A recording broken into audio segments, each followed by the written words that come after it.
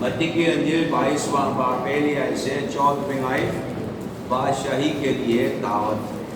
क्या है? बादशाही के लिए दावत। दुआ करेंगे। खुदावंद आसमानी बाप, हम तेरे शुक्र करते हैं आज इस मौका के लिए कि तेरे हजूर में आए, तेरी इबादत के लिए, कलाम की बात सीखने के लिए, पढ़ने को है, समाज में मदद फरमा और अमल करने के लिए बरकत दे, यीशु के नाम में। मत्ती की अंजील उसका 22वां बाब पहली आयत से 14वीं आयत तक है।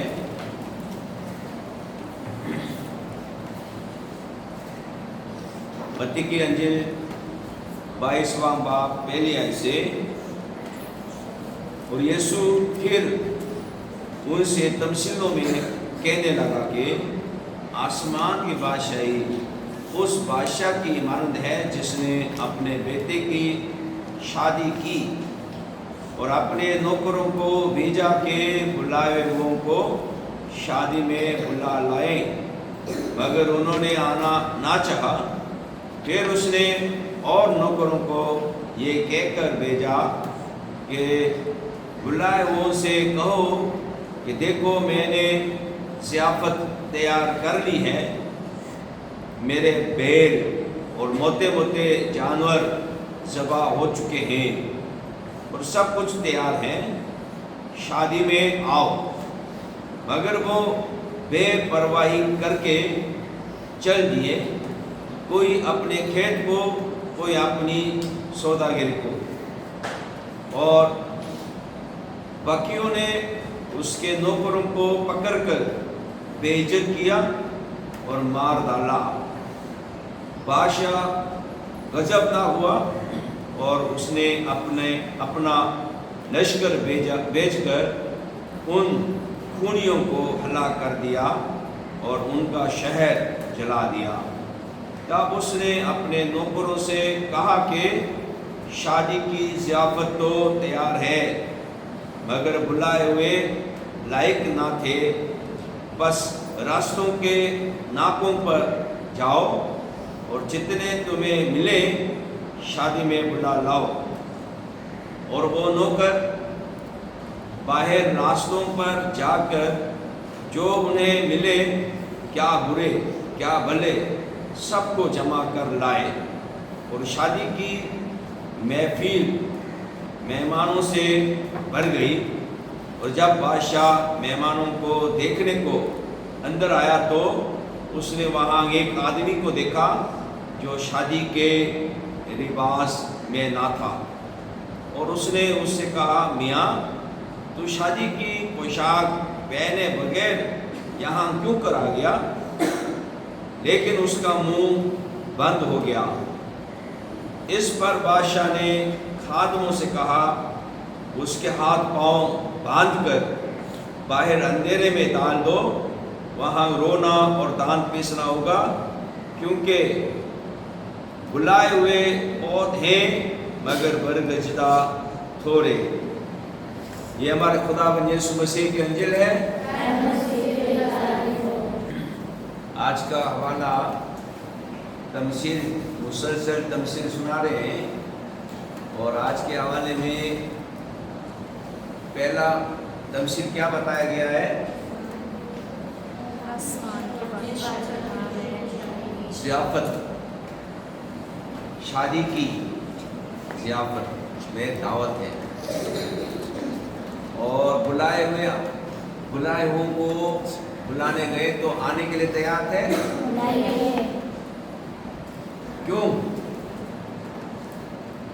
क्यों तैयार नहीं थे? कहाँ चला गया?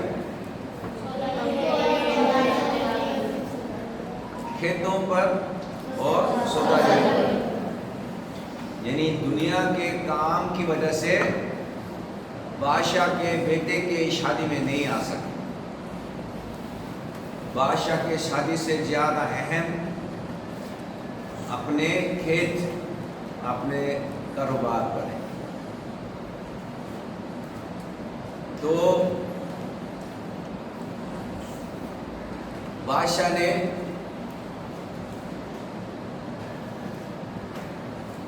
ایک بار بیچ کے نہیں چھوڑا، دوبارہ بھیجا ہے، تو ان لوگوں نے کیا کیا؟ نوکروں کو مارا، پیتا، پھر غصہ ہوا، غضبناک ہوا، تو کیا کر دیا؟ لشکر کو بیچ کے قتل کر کے جلا دیا۔ پھر کیا کیا؟ ضیافت تو تیار ہے تو کیا کرے؟ راستوں میں جاؤ، راستوں میں ناکوں میں کھڑے ہو کر جو ملے سب لے کر آؤ۔ تو یہ پہلا تمثیل ہے۔ اور دوسرا تمثیل، ضیافت تیار ہو گیا ہے اور مہمان بھی آ گیا ہے، مہمان کھانا مہمانوں سے بھر گیا ہے، تو بادشاہ اندر آ کے اپنے مہمانوں کو دیکھنے کے لیے آیا۔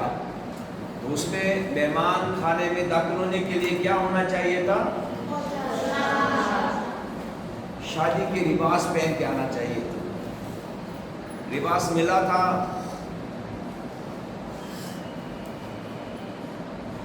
لیکن نہیں پہنا۔ بات یہی ہوگا نا، پاکستان میں شادی ہوتے ہیں تو شادی کے پروگرام میں بارات آتے، بارات آنے میں ملنی کا رسم کرتے ہیں۔ ملی ہے کیا نہیں ہے؟ ملنی میں کیا دیتا ہے؟ ہاں، وہ کپڑا دینے کا مطلب ہے۔ شادی میں یہ پہن کر آؤ، سود دیتے۔ تو اس طرح بادشاہ کی شادی میں سب کو سود دیا، پہن کے نہیں آئے۔ سمجھ میں آ رہا ہے؟ ملی کا رسم ہو گیا بھائی، دعوت مل گیا۔ دعوت کیسے؟ لباس کے ساتھ مل گیا، یہ لباس پہن کر آؤ۔ مجھے مہینے پہلے ملا تھا دعوت، اور وہ ایسا ملا، خوشبودار بوتل ملا۔ میں نے پوچھا کیا یہ لگا کے آؤں؟ ہاں آج کل کا ایسے ہی ہے۔ خوشبودار ہوا وہ عطر چھوٹے سے بوتل میں ڈال کے دعوت نامہ کے ساتھ، انویٹیشن کارڈ کے ساتھ دیا، تو وہ لگا کے آؤ، سمجھے؟ لیکن مصروفیات کی وجہ سے میں گیا نہیں۔ کہنے کا مطلب ہے خداوند سب کو دعوت دیا ہے، اور ضیافت میں شریک ہونے کے لیے لباس کو پہننا ہے۔ اور وہ لباس کیا ہے؟ ہاں، لباس یسوع مسیح یسوع مسیح کو قبول کرنا، یسوع مسیح کو پہننا ہے۔ یسوع مسیح کو پہن لیا۔ پولس رسول کے خط میں یسوع کو پہن لیا، یہ کہہ رہے۔ ضیافت میں یسوع تمثیل میں سنا رہے ہیں، شادی میں آنے کے لیے لباس پہننا ضروری ہے، اور وہ لباس نہیں پہنا ہوا تو کیا کرے گا؟ اس کو نکال کے باندھ کے باہر پھینکتے ہیں اندھیرے میں۔ لباس کس کی بات کر رہا ہے؟ یسوع کو قبول کرنا ہے، یسوع مسیح کو پہننا ہے۔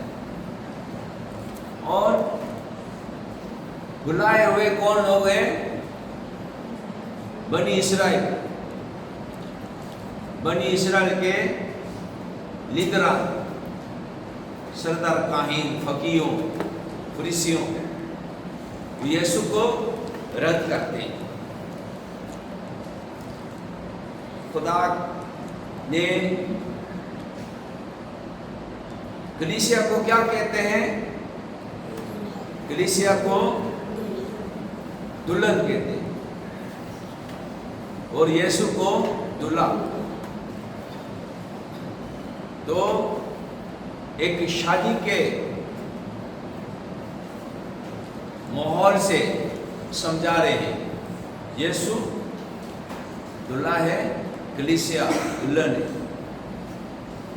اور اس ضیافت میں بلایا، یعنی کلیسیا کے ممبران اس میں سب کو بلایا، خدا پرست لوگوں کو بلایا. لیکن خدا پرست لوگ نامی خدا پرست ہوئے، نہیں آئے، ضیافت میں نہیں آئے. تو اس لیے کیا ہوا؟ اس کا بھی ہلاکت. ضیافت میں آنا یعنی یوں سمجھو کہ خدا کے ساتھ چلنے کے لیے تیار ہونا ہے، ہر عبادت میں آنا ہے. ہر اتوار کو عبادت ہوتے ہیں، عبادت میں آنا ہے. لیکن عبادت میں آنے کے بجائے کیا کرتا ہے؟ کھیت میں چلا جاتا ہے، کاروباری میں چلا جاتا ہے. اس کو کیا کرے گا؟ ہلاک کرے گا. ٹھیک ہے، تمثیل میں سنا رہے ہیں یسوع کے ساتھ خدا کی عبادت میں شریک ہو، اور خدا کی عبادت میں شریک ہونے کے لیے ضرور ہے یسوع کو پہننا ضروری ہے، یسوع کو قبول کرنا ضرور ہے. اگر یسوع کو قبول کیے بغیر عبادت میں آئے گا، خدا اس کو جانے گا اور اس کو نکال دے گا.